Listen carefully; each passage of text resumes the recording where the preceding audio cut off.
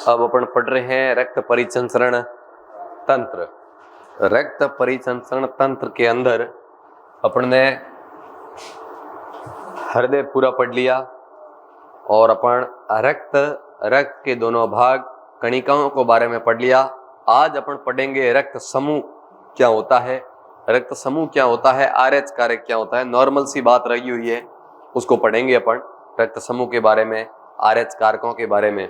तो जितना पढ़ाया उतना लगभग आपको याद होगा। चलो बंद करो, देखिए मैं पूछता हूँ, 2-4 प्रश्न पूछता हूँ, फिर अपन आगे कंटिन्यू करते हैं। चलो बताओ। हाँ, बंद कर दी सभी ने। WBC का शरीर में मुख्य रूप से क्या कार्य होता है? WBC का कार्य,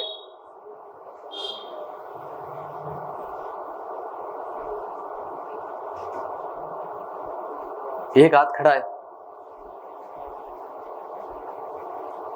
नरेश, हीरो कैंगो है गोंद पातो दाड़ो। हाँ यहाँ, हाँ हिरमल के प्रश्न पूछू मैं है? WBC का प्रमुख कार्य,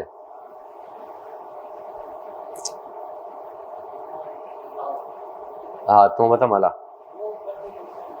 रोग प्रतिरोधक क्षमता को बढ़ावा देना, इसलिए इसको शरीर का सैनिक कहा जाता है। ठीक, बताओ तो भाई। RBC का प्रमुख कार्य ऑक्सीजन का परिवहन करना, गैसों का, ऑक्सीजन और कार्बन डाइऑक्साइड दोनों का परिवहन करना। क्योंकि RBC के अंदर क्या पाया जाता है? एक वर्णक पाया जाता है, लाल वर्णक, जिसका नाम होता है क्या? अरे RBC में एक वर्णक, लाल वर्णक पाया जाता है, उसका नाम क्या होता है? हीमोग्लोबिन होता है। बिल्कुल, हीमोग्लोबिन के कारण ही रक्त का रंग लाल होता है और ऑक्सीजन हीमोग्लोबिन के चिपक कर ही पूरे शरीर के अंदर जाती है। चलो अब बताओ, हीमोग्लोबिन में कौन सी धातु पाई जाती है? हाथ खड़ा करना है। हीमोग्लोबिन में कौन सी धातु पाई जाती है, ये बताओ। एग्जाम कब है राम? ठीक है, हाँ हाँ ठीक है, लोहा। चलो बताओ, रक्त को तरल बनाए रखने में कौन सहायक है? WBC, RBC, प्लेटलेट्स या प्लाज्मा? रक्त को तरल बनाए रखने में सहायक है प्लेटलेट्स, RBC, WBC, प्लाज्मा। कौन है भाई?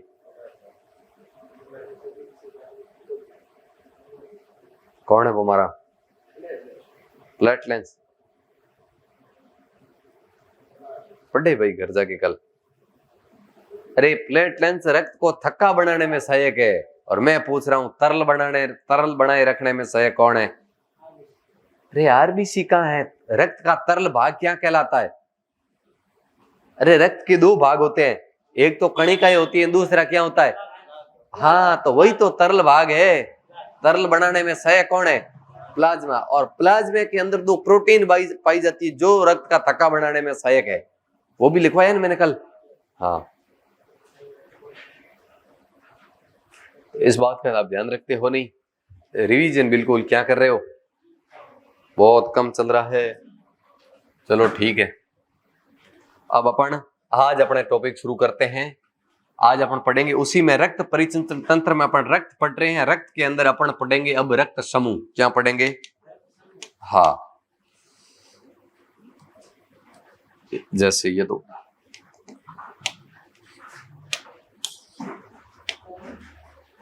बात करें रक्त समूह की।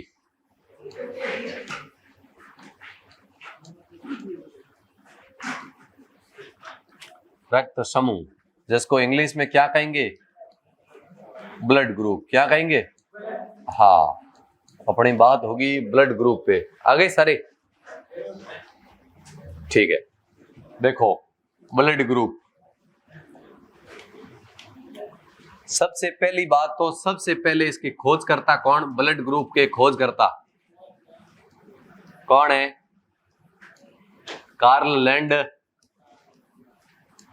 अरे आगे कुछ नाम और है, कार्ल लैंड इतना ही नहीं है।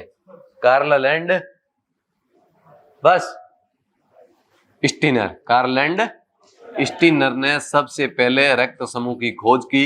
चलो ठीक, ये बात हो गई। मानव में अपने बात करनी है मानव की। मानव में मुख्य रूप से कितने रक्त समूह होते हैं? 4। कितने होते हैं? 4। ये जो रक्त समूह होते हैं, अब जैसे एक अपने भाग पढ़ा, रक्त के 2 भाग पढ़े अपने, एक प्लाज्मा है एक कणिका है। अब लिखने में व्यस्त, अरे लिख लेना बाद में, पूरा पहले सुन लो। लिखना लायक इसमें कुछ है नहीं, समझने का कॉन्सेप्ट है आज का पूरा। जैसे अपन ने पढ़ा कि रक्त के 2 भाग, एक प्लाज्मा और एक क्या होती है? कणिका। प्लाज्मा के अंदर पाई जाती है एंटीबॉडी। और जो जैसे 4 प्रकार के रक्त समूह होते हैं, प्रत्येक रक्त समूह में अलग प्रतिजन होता है, अलग प्रतिजैविक यानी एंटीबॉडी होती है और एंटीजन होता है। तो जैसे आरबीसी के अंदर तो हमेशा पाए जाते हैं एंटीजन, और जबकि प्लाज्मा के अंदर पाई जाती है क्या? एंटीबॉडी। वो एक तरह का प्रोटीन होता है जिसको एंटीबॉडी नाम दिया जाता है। यानी जैसे बात करें, मानव में मुख्य रूप से कितने प्रकार के होते हैं? मानव में मुख्य रूप से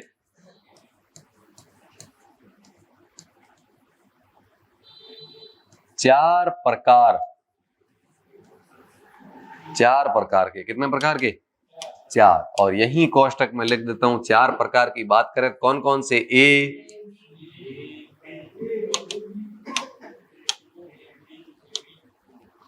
कौन कौन से? A B, A B, O.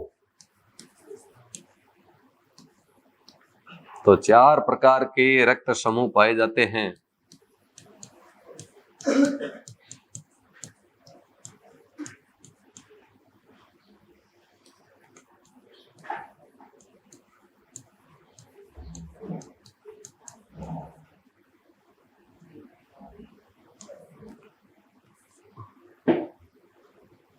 RB में उपस्थित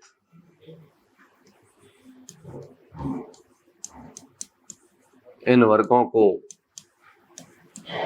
प्रतिजन, जिसको इंग्लिश में कहा जाता है एंटीजन,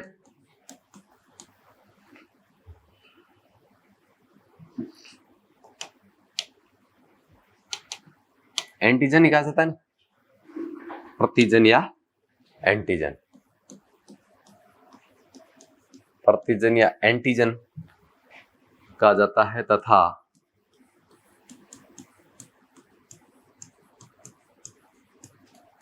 प्लाज्मा में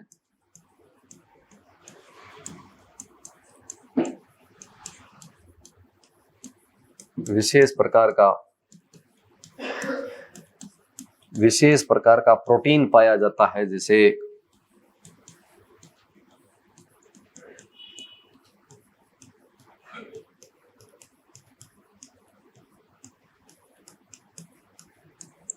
प्रतिजैविक यानी एंटीबॉडी कहा जाता है।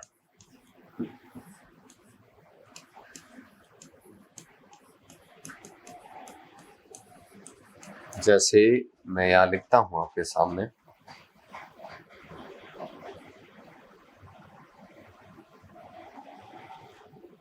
जैसे यहां मैंने लिखा वर्ग, कौन से वर्ग में कौन सा प्रतिजन पाया जाएगा, ये याद रखना है आपको। प्रतिजन को इंग्लिश में कहेंगे क्या?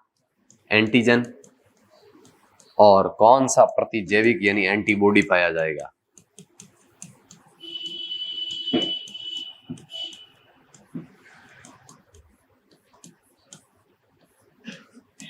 तो 4 रक्त समूह हैं, ए बी और ओ। ए के अंदर कौन सा प्रतिजन पाया जाता है? ए पाया जाता है। बी में कौन सा पाया जाता है? बी। ए बी में कौन सा पाया जाता है? A B. और ओ में किसी प्रकार का कोई प्रतिजन नहीं पाया जाता है। जबकि प्रतिजैविक की बात करें एंटीबॉडी की, तो ए के अंदर कौन सा पाया जाता है? बी। और बी के अंदर कौन सा पाया जाता है? ए। ए बी के अंदर कोई एंटीबॉडी नहीं पाया जाता है, जबकि ओ के अंदर कौन सा पाया जाता है? A B. ये ध्यान रखना है, यह है ध्यान रखने योग्य बात इस सारणी में से क्वेश्चन। अब देखो कौन सा प्रतिजन कौन से ग्रुप में पाया जाता है, एंटीबॉडी का क्वेश्चन बनता है। क्वेश्चन आता है किस रक्त समूह में कोई एंटीबॉडी नहीं पाया जाता है, तो कौन से में कोई एंटीबॉडी नहीं पाया जाता है? ए बी में सबसे ज्यादा यहां से वन लाइनर फैक्ट के रूप में यही पूछा जाता है, किस रक्त समूह में कोई एंटीबॉडी नहीं पाया जाता है, तो ए बी के अंदर नहीं पाया जाता है। इसके अलावा प्रतिजन तो तीनों में है, ओ में बिल्कुल जीरो में जीरो है, और फिर उल्ट इधर ए और बी उल्टा हो जाएगा, ए बी में कुछ नहीं है और ओ में कौन हो गया, ए बी। ये ध्यान रखना है, लिखो।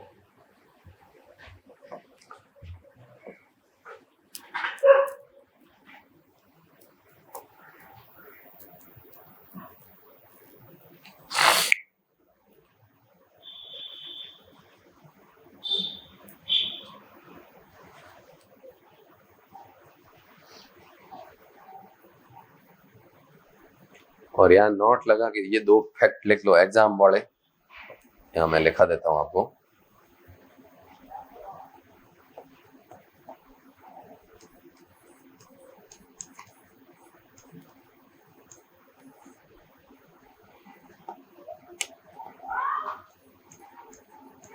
सर्वग्राही रक्त समूह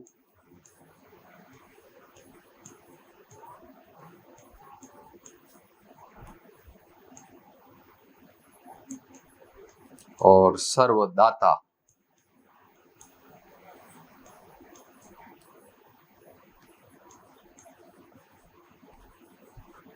सर्वग्राही कौन सा है,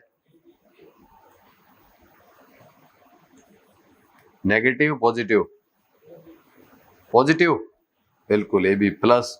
और सर्वग्राही कौन सा है, सर्वदाता कौन सा है, ओ नेगेटिव।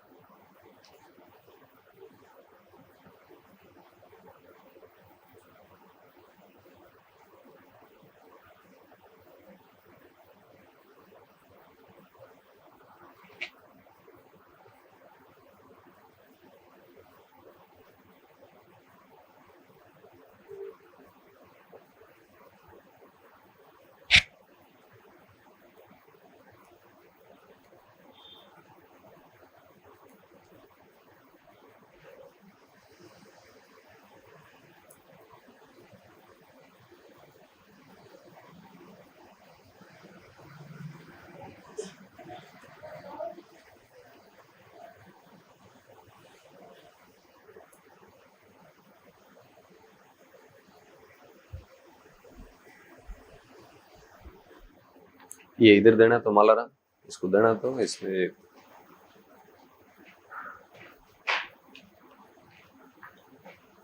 ठीक ले जाओ।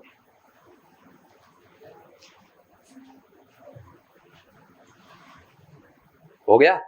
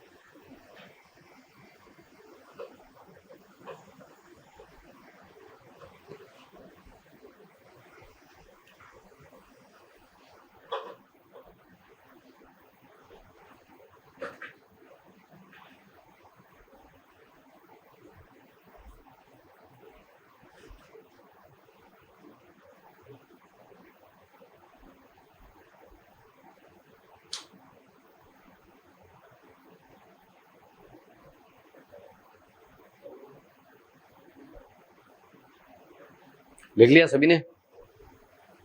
चलो लिखो। अब अपन आगे समझते हैं, ये समझनी है सारणी आपको। अब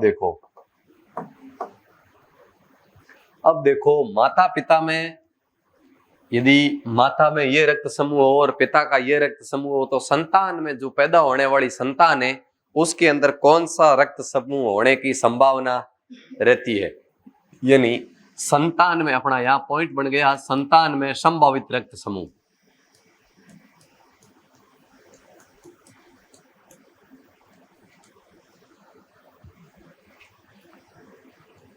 संभावित रक्त समूह। अब देखो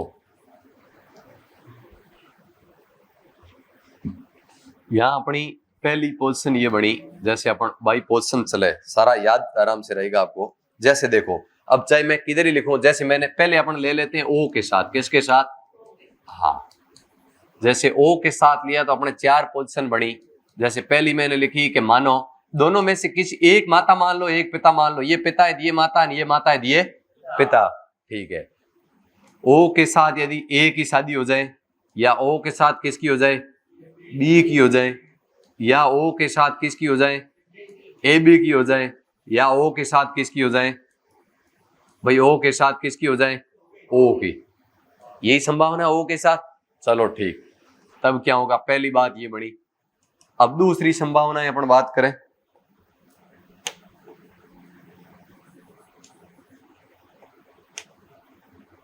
ओ आ गया। अब अगली बात अपन ने कर दी ए के साथ। ए के साथ पहली बात करें, ए के साथ ए की, ए के साथ ए की। दूसरी बात ए के साथ बी की। तीसरी बात ए के साथ ए बी की। और चौथी बात ए के साथ ओ की, जो ऊपर आ चुकी है बात। ओ के साथ ए की या ए के साथ ओ की, ए की बात है, ठीक है। चलो तीसरी पोजीशन की बात करें। तीसरी बात करें किसके साथ? बी के साथ। किसके साथ? हाँ, अब देखो बी के साथ पहली पोजीशन बी के साथ किसकी? ए की, जो यहां हो चुकी है। ए के साथ बी की या बी के साथ ए की, ए की बात है। दूसरी बात बी के साथ बी की, ठीक है, अभी आनी बाकी है। तीसरी बात बी के साथ ए बी की, बी के साथ किसकी? ए बी की। और तीसरी बात, अगली चौथी बात करें बी के साथ ओ की, जो पहले हो चुकी है। हो चुकी है, चलो ठीक। अब चौथी बात करें, भाई जो हो चुकी है वापिस मैं चाहे 4 लिखूं, इसमें एक हो चुकी है कम हो गई, इसमें दोनों में 2 आ गई, ये कम हो गई, चौथे में मात्र एक ही बची है, 10 संभावनाएं बचेगी। वो अपने लगातार लिखते थे, ये 4 और ये 3 और ये 2, कितनी हो गई? 9 हुई है। हाँ, अब देखो, अब अपन बात करें ए बी के साथ। किसके साथ? हाँ, ए बी के साथ। अब ए बी के साथ ए की हो चुकी है, भाई ए बी के साथ ए आ चुका है, ए के साथ बी आ चुका है, ए बी के साथ ए बी आना है, ए बी के साथ ए बी, और ए बी के साथ ओ आ चुका है, आ चुका है ना। तो ये 10 संभावनाएं बढ़ती है। अब इस 10 संभावना, अभी तो अपन ने माता पिता, ये 10 प्रकार से शादी हो सकती है ज्यादा से ज्यादा। भाई ब्लड उल्टी होगी तो 10 प्रकार संभावनाएं बढ़ती है, या तो पिता में ये, तो माता में ये, माता में ये तो पिता में ये तो शादियां करवाई अपन ने, एक पिता है ना एक माता है। अब संतान में क्या होगा?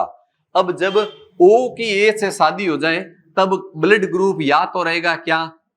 ए, या क्या रहेगा? ओ, संभावित। अब यहां से परसेंटेज भी पूछे जाते हैं।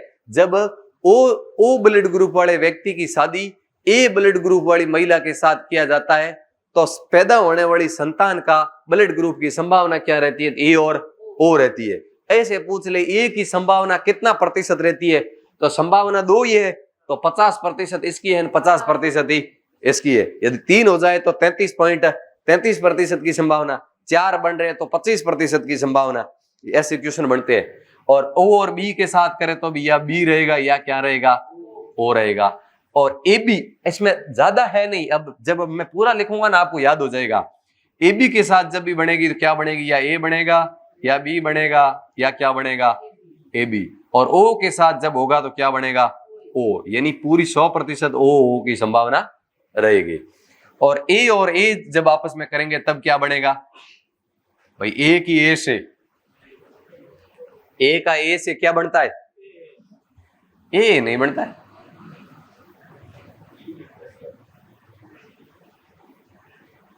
ए का ए क्या बनेगा? है? और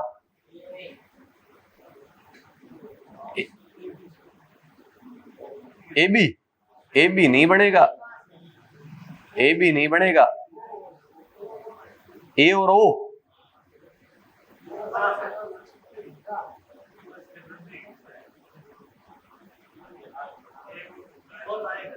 ए बी के साथ तो जैसे ये ए बी है तब तो यही बनेगा, ए बी और ए बी।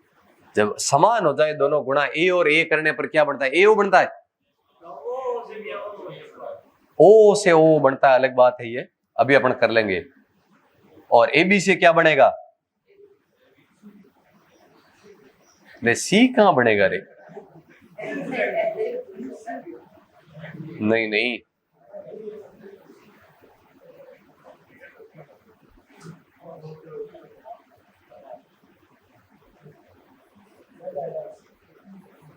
ए बी से क्या बनेगा? ए बी से चलो बी गुणा बी, तब तो बी ओ। अरे मालाराम क्या मुंह में दही जम गया, क्या हुआ? तो बोल दे क्या बन रहा है?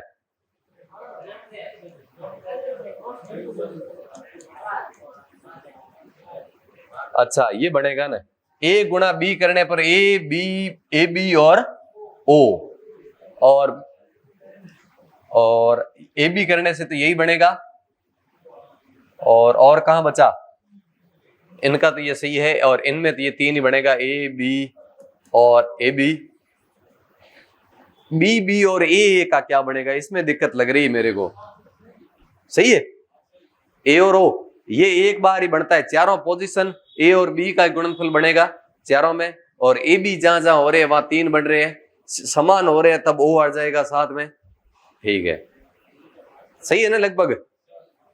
चलो अब समझो, हाँ सही है। अब अपन को याद कैसे करना है, याद में ही दिक्कत है इसमें। देखो ओ पहले तो अपन यहाँ अलग तरीके से समझे। ए बी किसी के साथ में गुणा हो रहा है, चाहे किसी के भी साथ में गुणा हो जाए, ए बी का गुणा चाहे ए बी से हो, चाहे ए बी का गुणा ए से हो, चाहे ए बी का गुणा किससे हो? बी से हो। चाहे आप देखो ए बी का गुणा ए से, यहां हुआ जैसे कहा है ए बी का गुणा ए से, ए बी का गुणा बी से, ए बी का गुणा ए बी से, एंड चाहे ए बी का गुणा किससे? ओ से।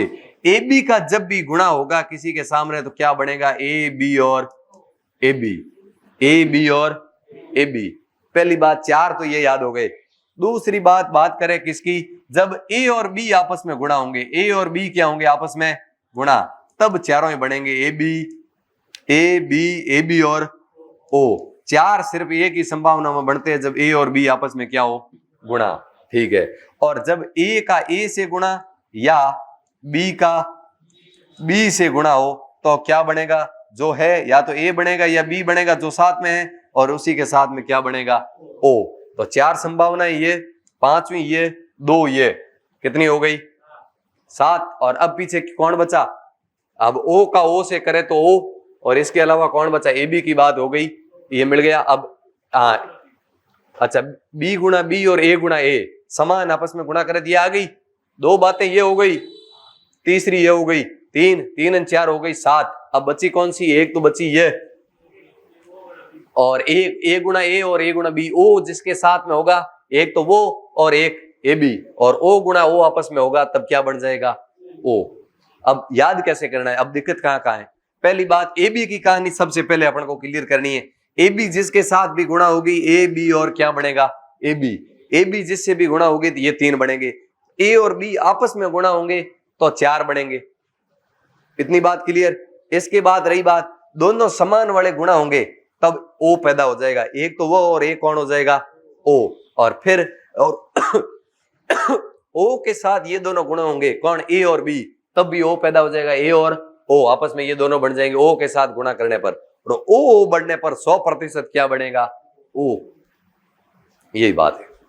अब लिखो, अब लिखो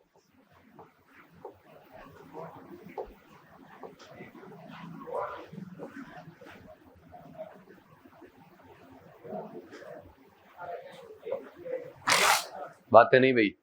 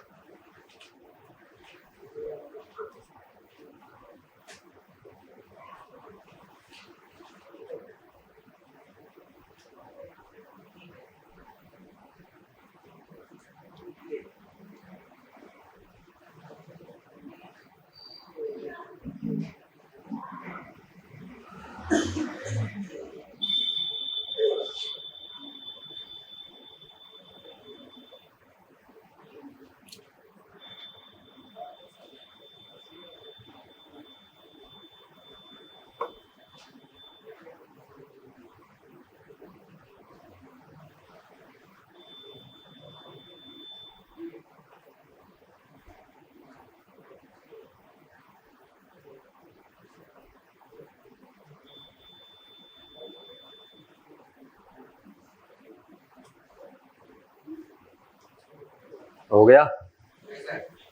करो।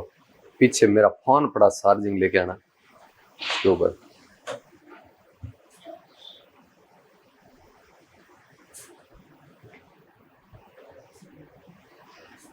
जल्दी लिखो, ये इतना सा थोड़ा सा टॉपिक है, फिर उत्सर्जन तंत्र पढ़ा देते हैं। फिर अपने जितने तंत्र बचेंगे सारे बड़े बड़े ही बचेंगे। तंत्रिका तंत्र, अंतःस्त्रावी तंत्र, जनन तंत्र, और एक तंत्र और कौन सा बचा है?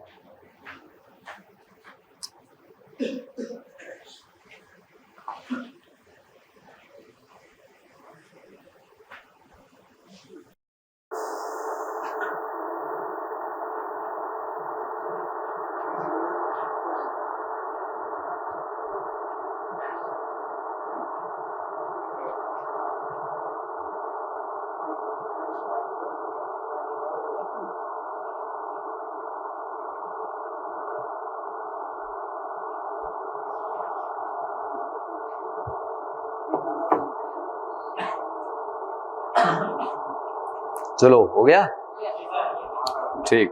अब अपन ये ब्लड ग्रुप की बात हुई, थोड़ा आरएच कारक के बारे में जान लेते। अब देखो, अभी तो ये ग्रुप हुए अब कुछ ग्रुप पॉजिटिव होते हैं, कुछ क्या होते हैं, हाँ, अब अपन उस पॉजिटिव नेगेटिव की बात करें, उसको बोलते हैं आरएच कारक।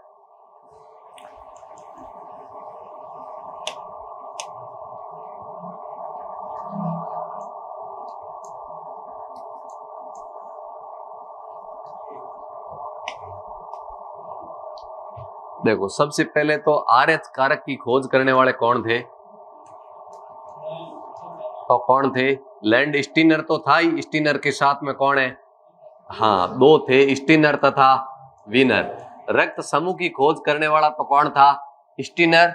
तथा आरएच कारक की खोज, अब देखो रक्त समूह, सारे रक्त समूह पॉजिटिव और नेगेटिव दोनों प्रकार के होते हैं, और उसके ऊपर जब आरएच कारक पाया जाता है, अब देखो पहले समझ लो पॉजिटिव और नेगेटिव होता क्या है। जैसे ये समझो, स्टीनर तथा वीनर द्वारा खोजा गया, किसमें? सबसे पहले किसमें खोजा गया? मकाका रिचस नामक बंदर में। ये याद रखना है, मकाका रिचस नामक बंदर में। ये तो बात हो गई, ये तो इन्होंने खोज लिया, ठीक है। ये एक विशेष प्रकार का एंटीजन होता है। अब होता क्या है, जैसे मानो ब्लड ग्रुप ए है, ब्लड ग्रुप क्या है? ए। अब देखो, जिसके ऊपर आरएच कारक पाया जाता है, जैसे मैंने ये दो बनाया,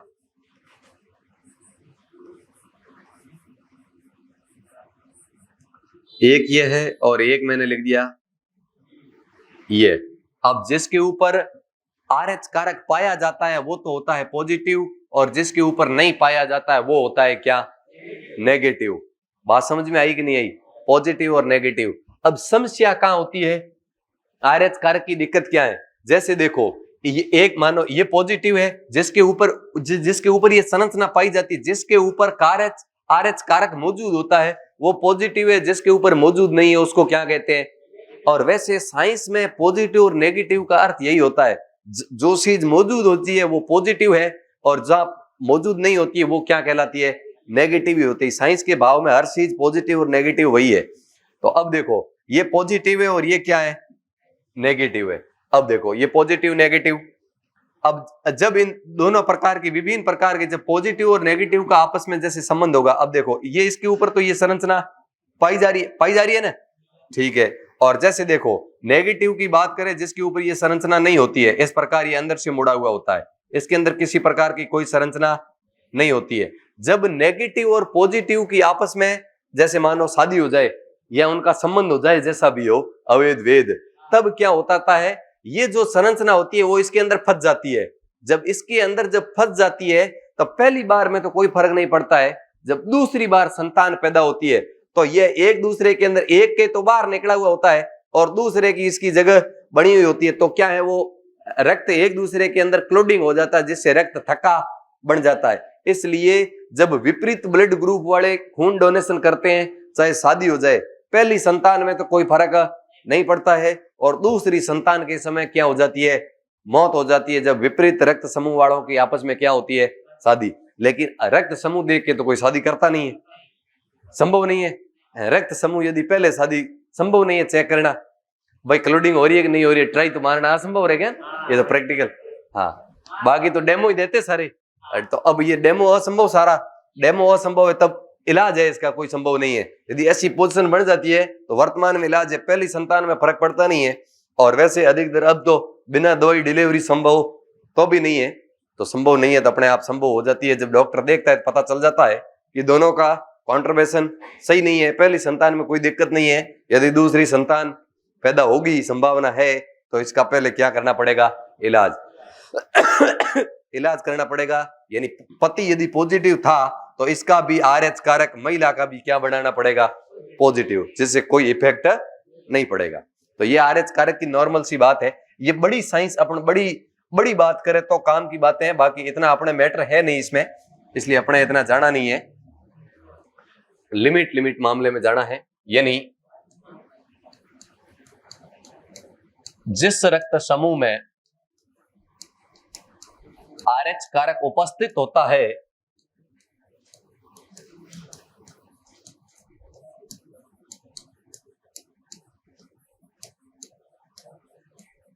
उसे RH पॉजिटिव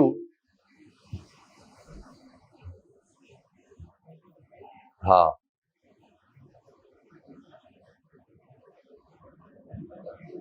तथा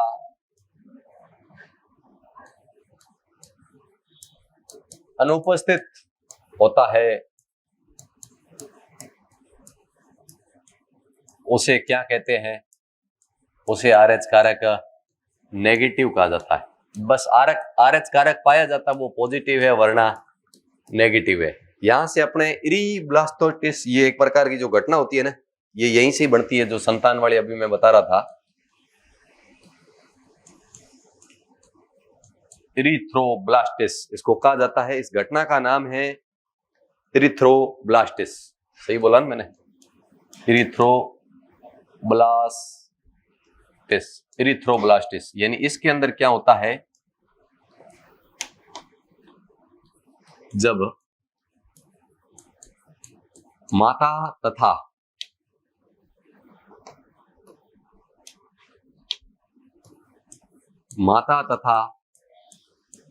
पिता का RH विपरीत होने पर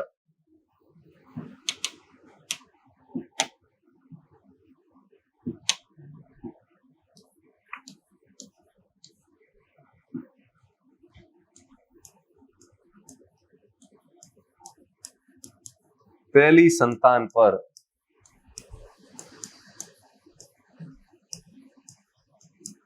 कोई प्रभाव नहीं पड़ता है, जबकि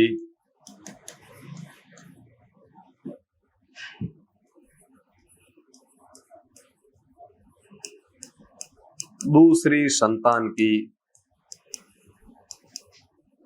मृत्यु हो जाती है, क्योंकि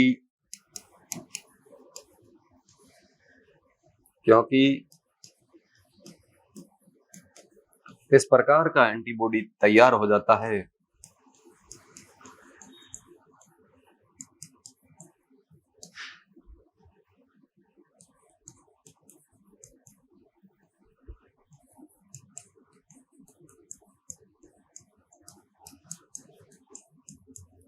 जिससे रक्त चिपचिपा तथा प्रवाह रुक जाता है,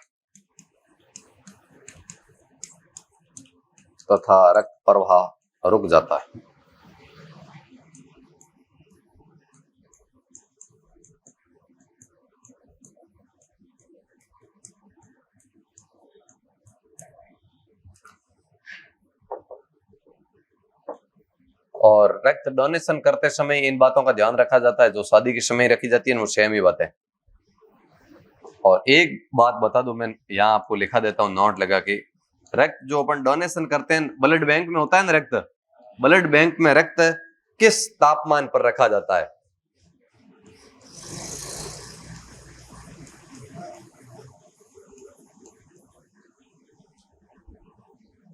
ब्लड बैंक में रक्त को रखा जाता है किस तापमान पर? 40 डिग्री फ़ारेनहाइट। 40 डिग्री फ़ारेनहाइट, ये लिख लेना।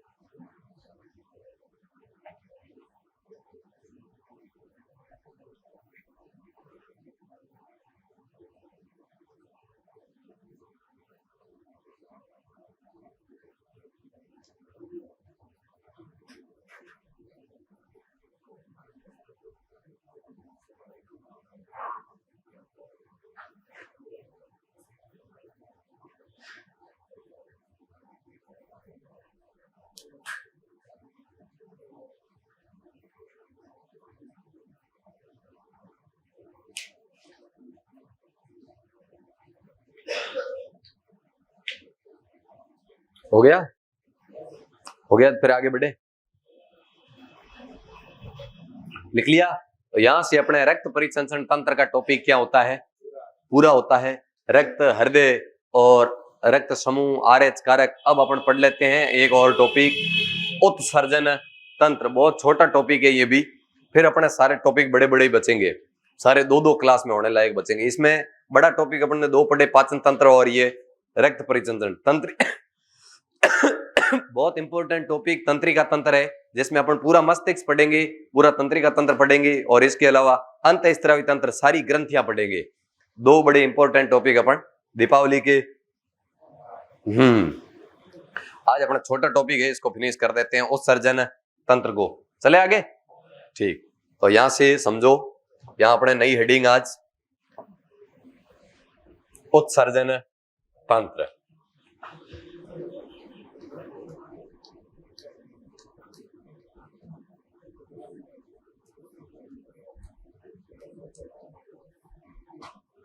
अब सबसे पहले तो बताओ उत्सर्जन प्रक्रिया होती क्या है? उत्सर्जन किसे कहते हैं भाई? उत्सर्जन, उत्सर्जन किसे कहते हैं? अपशिष्ट पदार्थों का निष्कासन क्या कहलाता है? उत्सर्जन। शरीर में जैसे देखा जाए फेफड़ों से भी उत्सर्जन होता है। मुख्य रूप से शरीर में उत्सर्जन तंत्र का मुख्य अंग तो कौन है?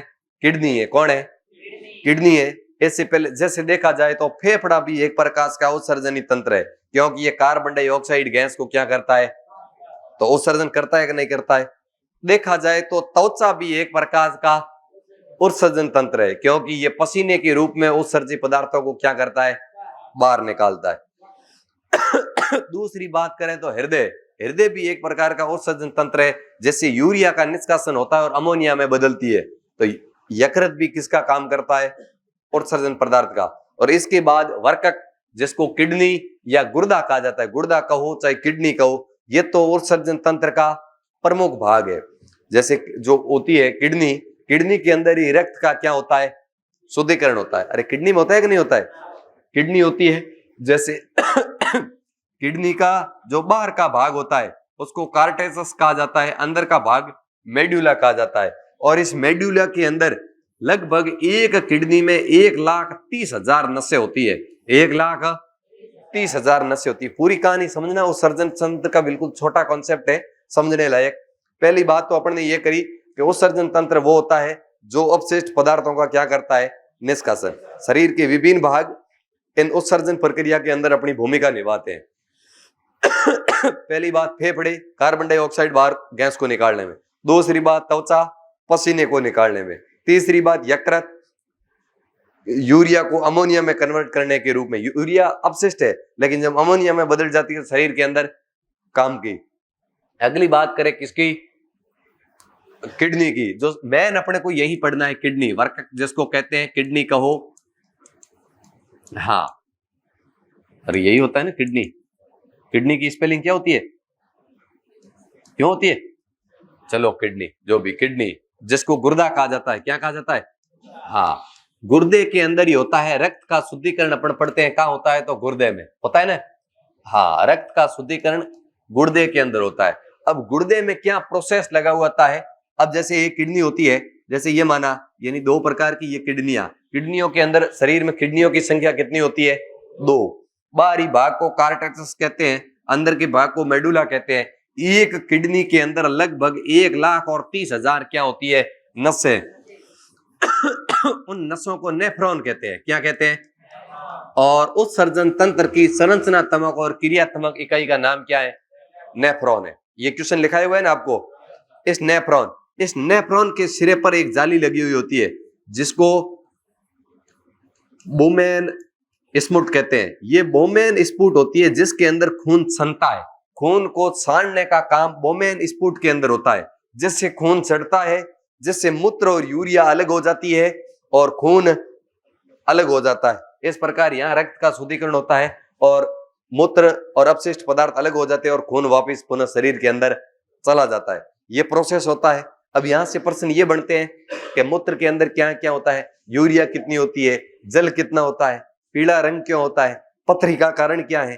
कई प्रकार के प्रश्न बनते हैं। इसके अलावा जैसे अपन ने इसको बंद करो।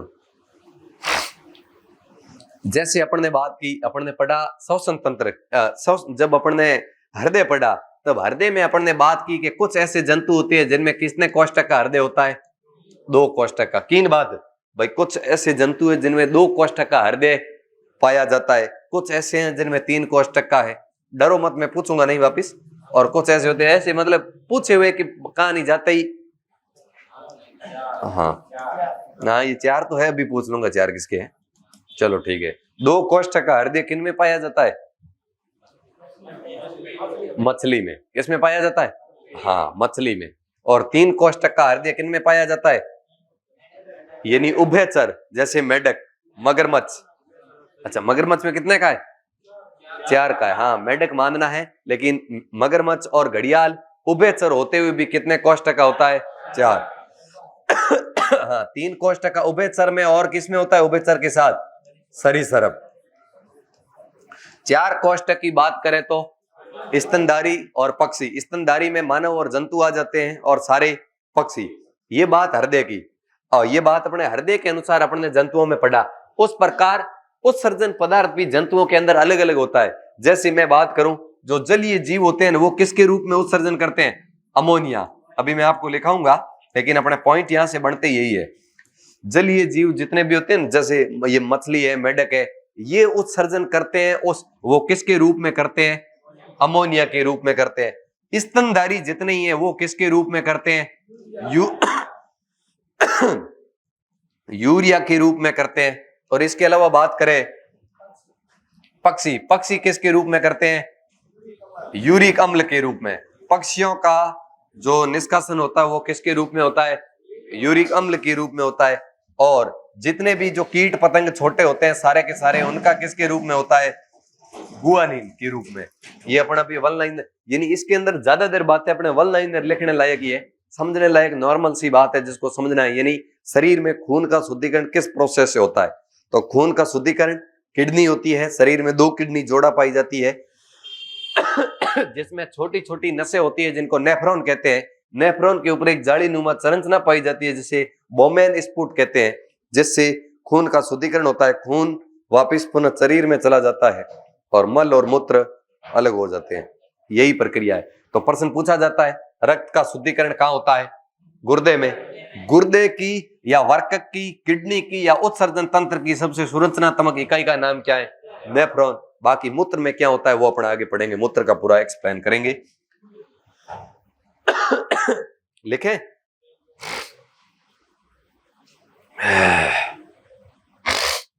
कुल मिला के छुट्टी करनी चाहिए मुझे।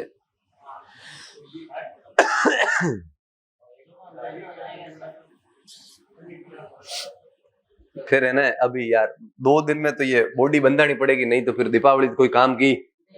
हाँ, इस जुकाम में तो दीपावली का फायदा तो कोई लेने लायक, आप समझो ना, कोई मतलब ही नहीं। डायरेक्ट सब्जी रोटी लेने से तो है पगजी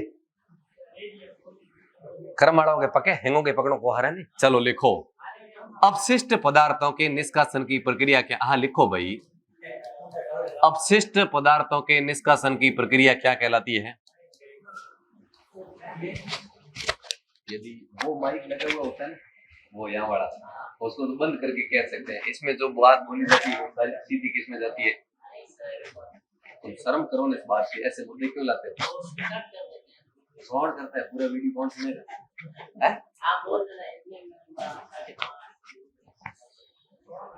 मेरा दिमाग खराब है। अपशिष्ट पदार्थों के निष्कासन की प्रक्रिया YouTube पे और लगाते, पता है ना आपको? हाँ, हमेशा ही लगती है साइंस की क्लास पर डे। तो फिर आप समझा करो ना, ऐसी तकलीफ क्यों देते हो? हैं? पाचन तंत्र की लगा दी।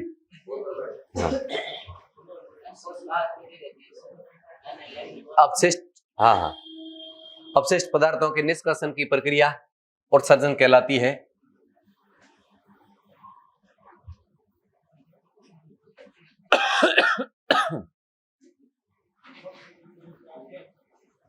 क्या हुआ? क्या कहलाता? नेफ्रोलॉजी।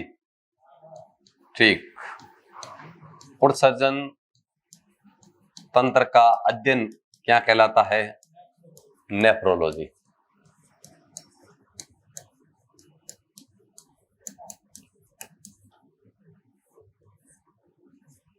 और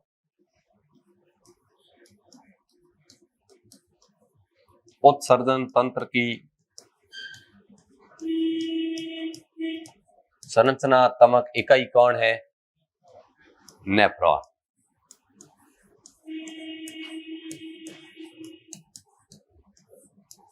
अगली बात करें, जैसे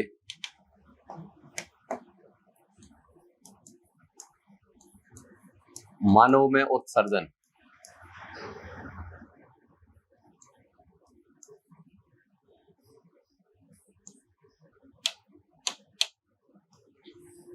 तो जैसे अभी मैंने बताया कई अंगों से होता है ना। जैसे सबसे पहले बात करें फेफड़े, फेफड़ों से भी होता, और किन से करते हैं? त्वचा, और किन से? यकृत, और किन से? किडनी से। जिसको गुर्दा बोलते हैं, किडनी बोलते हैं। अब देखो फेफड़ों से तो किसका उत्सर्जन होता है? CO2 का। त्वचा से क्या होता है? हाँ, पसीने का निष्कासन। और यकृत से किसका? यूरिया। और इससे तो किसका होता है? हाँ, मल व मूत्र। हाँ, जिसको मूत्र को यूरिक बोलते हैं। तो इस प्रकार मानव के अंदर ये होता है। अब इनमें तो पढ़ाने लायक बातें हो गई। अब अपन बात करेंगे किडनी की। उसके बाद विश्व स्तर पर विभिन्न वर्गों में अलग अलग प्रकार के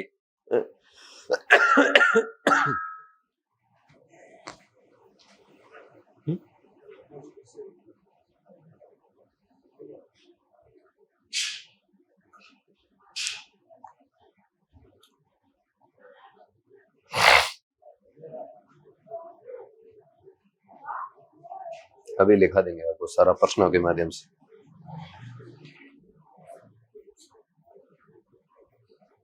थोड़ी सी बात लिखाते हैं, बाद में सारे प्रश्न ही है, कोई दिक्कत नहीं। लिख लिया इतना?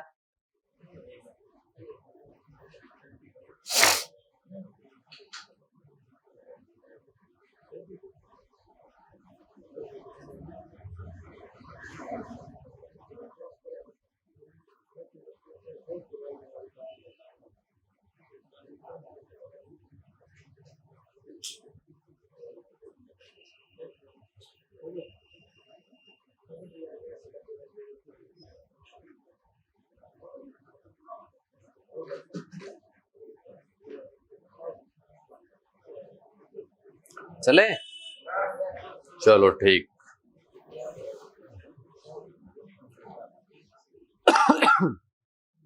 अब मैं बात करूं किडनी की, गुर्दे की। गुर्दा, वर्कक या किडनी की बात करूं तो ये उत्सर्जन तंत्र का प्रमुख अंग है।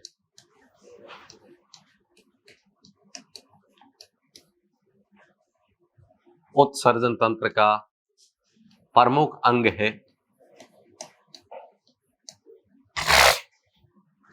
दूसरी बात, रक्त का शुद्धिकरण कहाँ होता है? हाँ, गुर्दे में ही होता है रक्त का शुद्धिकरण की प्रक्रिया।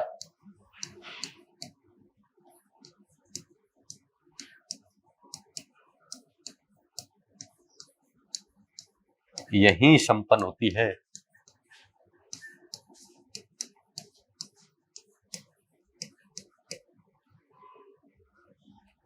मानव में कितने जोड़ी पाई जाती है? जोड़ी एक है, दो? जोड़ी किसको कहते हैं? जोड़ी एक है। जोड़ी का अर्थ होता है जिसमें कैंडिडेट कितने? हाँ, वो जोड़ी कहलाती है। क्या कहलाती है? हाँ, जैसे होती है ना मियाँ बीबी की जोड़ी, समझते हो ना?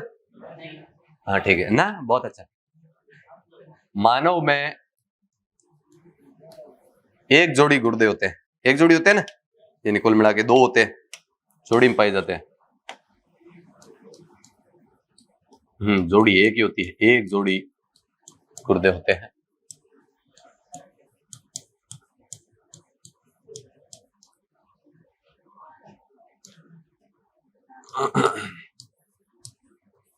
गुर्दे का बाहरी भाग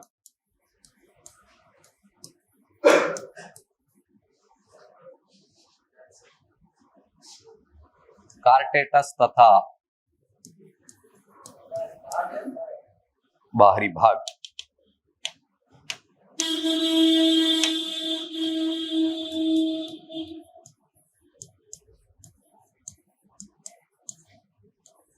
तथा आंतरिक भाग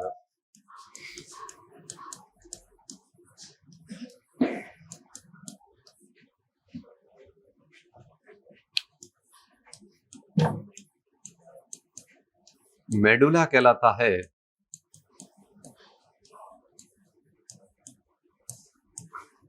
तथा प्रत्येक गुर्दे में लगभग 1.30 लाख, इसका मतलब कितना, 1 लाख और 30,000, समझ गए? हाँ, लाख नशे पाई जाती है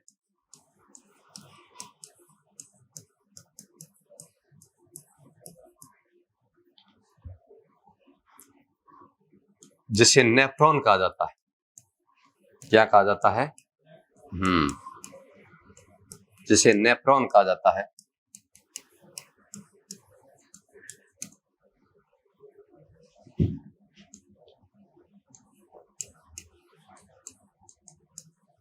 नेफ्रॉन पर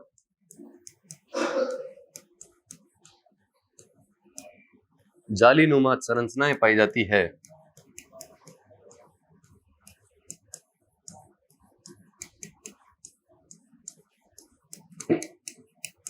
जिसे बोमेन स्पुट कहते हैं।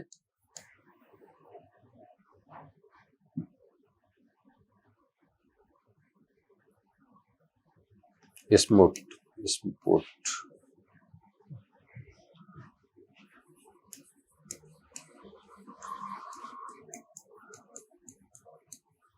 जिसके माध्यम से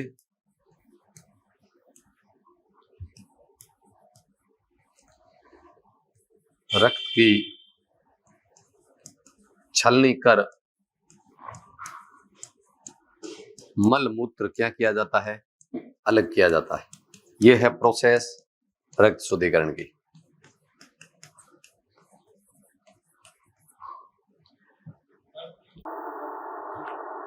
डायलिसिस कहलाता है।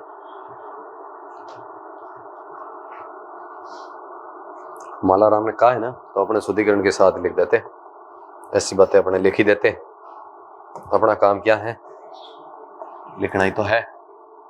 अरे मैं हिलाऊंगा नहीं, इतना खूब है, चिंता मत करो। आपकी पूरी चिंता मेरे को रहती है, इसलिए मैं नोट लगाता हूं। क्या लगाता हूं? हाँ, कृत्रिम रूप से रक्त शुद्धिकरण क्या कहलाता है? कृत्रिम रूप से जब गुर्दा खराब हो जाए ना, तो डॉक्टर से हर तीसरे चौथे दिन ऐसी बीमारी किसी को हो जाती है, गुर्दे खराब होते हैं तो बहुत बड़ी दिक्कत है, लंबा जीवन में आदमी वो चल नहीं पाता है। कृत्रिम रूप से रक्त शुद्धिकरण की प्रक्रिया क्या कहलाती है? उसका नाम क्या याद रखना है आपको, तो वो है डायलिसिस। क्या है? डायलिसिस की प्रक्रिया, वो डायलिसिस कहलाता है। ओके, किसने किया है? जोसेफ बरे। चलो भाई, ठीक, लिख दो। सर्वप्रथम गुर्दा प्रत्यारोपण, यानी ऑपरेशन कर नया गुर्दा लगाया गया। गुर्दा प्रत्यारोपण करने वाले कौन थे? मरे बरे, मरे। चलो ये लिखो।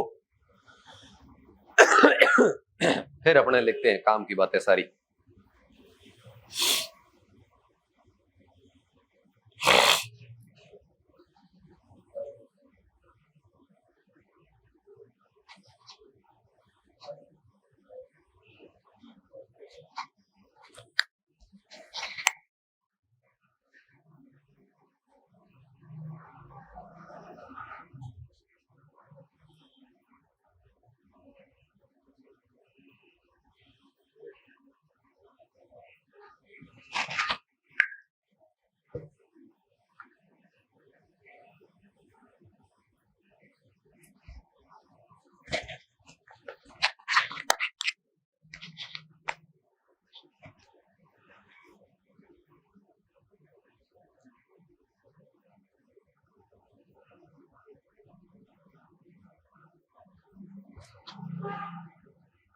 आदेश,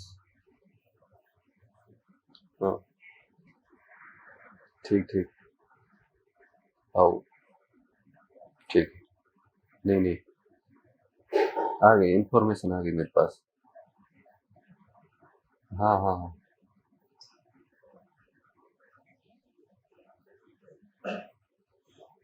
चलो लिख लिया। अब अपन वो पढ़ लेते हैं। देखो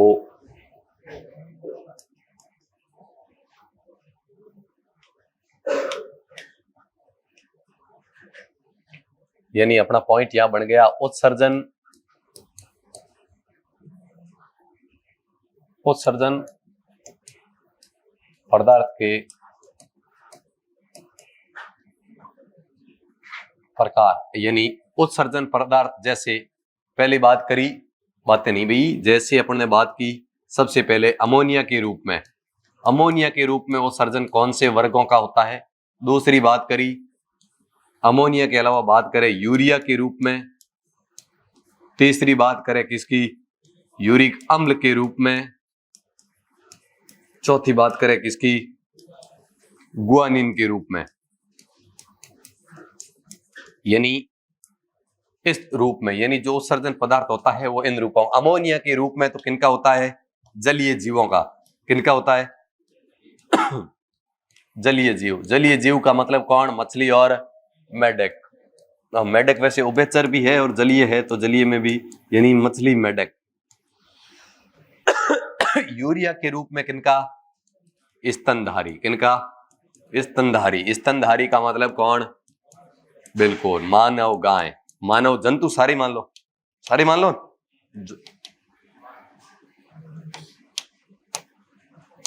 वैसे एक बार ये चूहे का पूछा हुआ है। ये गाय लिखा मैंने, ये चूहा लिखा बस।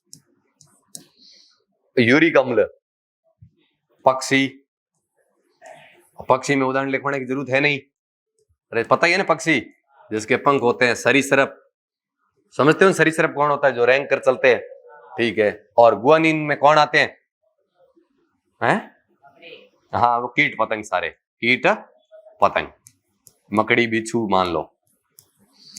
तो इन ये याद रखना है आपको थोड़ा थोड़ा, जैसे हृदय कोष्टक वाला रखा उसी प्रकार इनका भी रखना है। फिर अपने सारे प्रश्न उत्तर के रूप में लिख देते हैं, मूत्र से संबंधित अलग अलग क्वेश्चन, यूरिया के उत्सर्जन पदार्थों से जो एग्जाम में बढ़ते हैं। जैसे भी कुछ मैं आपके लिए नया भी लाया हूं।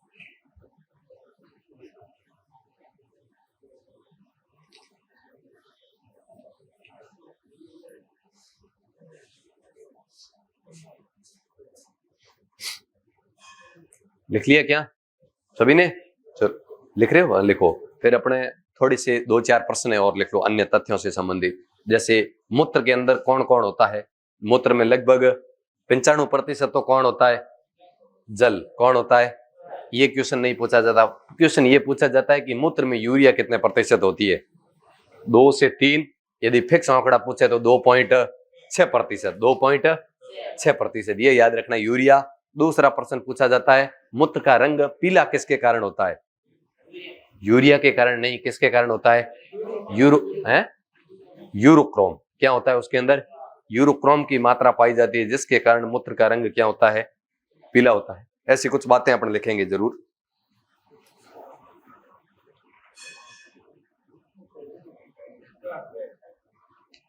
हो गया, ठीक है। लिखो अन्य तथ्य।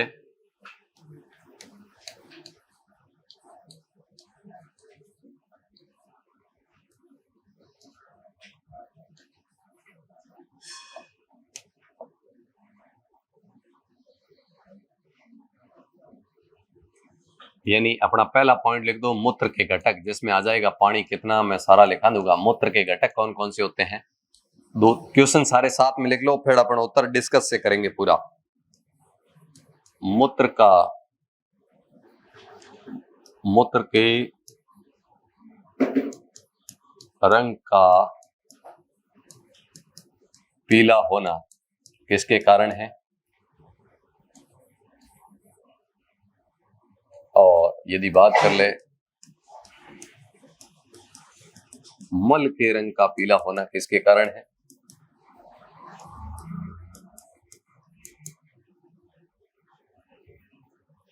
और अगली बात करें मूत्र में गंध का कारण।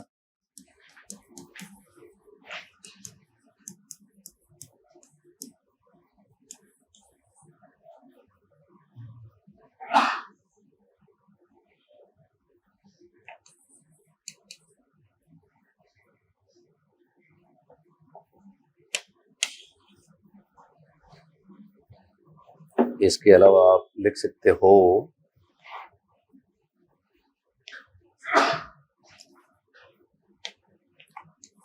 पथरी होती है ना, हाँ, पथरी का रासायनिक नाम, यानी ये किन किन किन किन से मिलकर बनी हुई होती है? रासायनिक नाम, पथरी का रासायनिक नाम। और मूत्र का पीएच मान लिख सकते हो, एक और क्वेश्चन, मूत्र का पीएच मान। और क्या लिखना चाहोगे? चलो ठीक चलो करते हैं उत्तरों पे डिस्कस। मूत्र के घटक कौन कौन से? इसमें क्या होता है? पानी। पानी कितना प्रतिशत होता है? 95%। चलो पानी। इसके बाद कौन होती है? यूरिया। यूरिया कितनी होती है? 2.6%। और इसके साथ में बाकी सारा अन्य होता है, वो होता है कितना? 2.4%। ये है मूत्र के घटक। अगली बात करें मूत्र के रंग का पीला किसके कारण है? तो यूरोक्रोम। किसके कारण? हाँ, यूरोक्रोम के कारण। ठीक है। और मल के रंग का है बिलिरुबिन के कारण।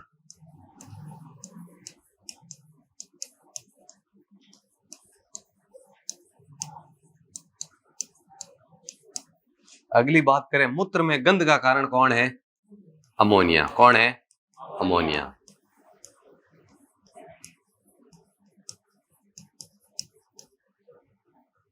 अच्छा, कारण लिखा हुआ है क्वेश्चन। और पथरी का रासायनिक नाम? Very good. फॉर्मूला तो अपने अशोक ही बताएगा। कैल्शियम ऑक्जेलेट जिसको कहते हैं, क्या फॉर्मूला है? बोल। Ca।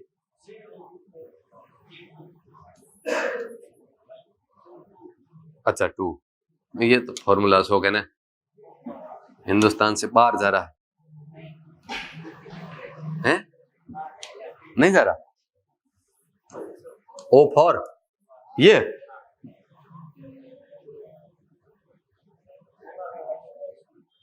चाहता क्या है? तो चलो ये फॉर्मूला अपन लिखेंगे अभी।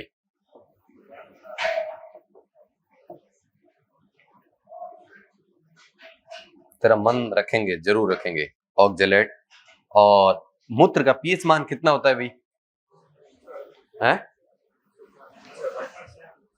कितना होता है? 6 पॉइंट। मूत्र का पीएच मान कितना होता है?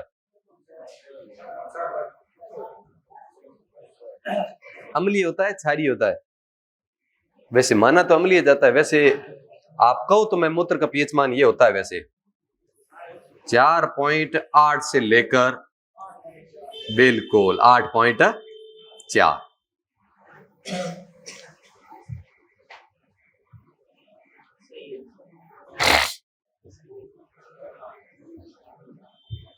फॉर्मूला सही है। अभी अभी फॉर्मूले की पुष्टि करते हैं तेरे।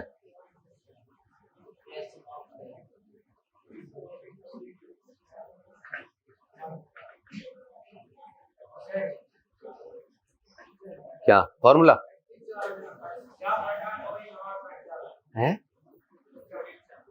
अच्छा, परीक्षा में आई थी ना, इन दोनों के बीच का यदि आंकड़ा होता है लगभग 6 एक ऐसा, तो वो लगभग सही है औसतन, क्योंकि सबके मूत्र का पीएच मान समान होना संभव नहीं है ना। हाँ, तो मूत्र ही तो बीमारी का परिचायक है। मूत्र में मिस्टेक, इसका मतलब बीमारी से आदमी ग्रसित है। अब अपने डॉक्टर बनना नहीं, अपना इतनी सी बात करनी। अभी मैं आपके लिए क्वेश्चन देख,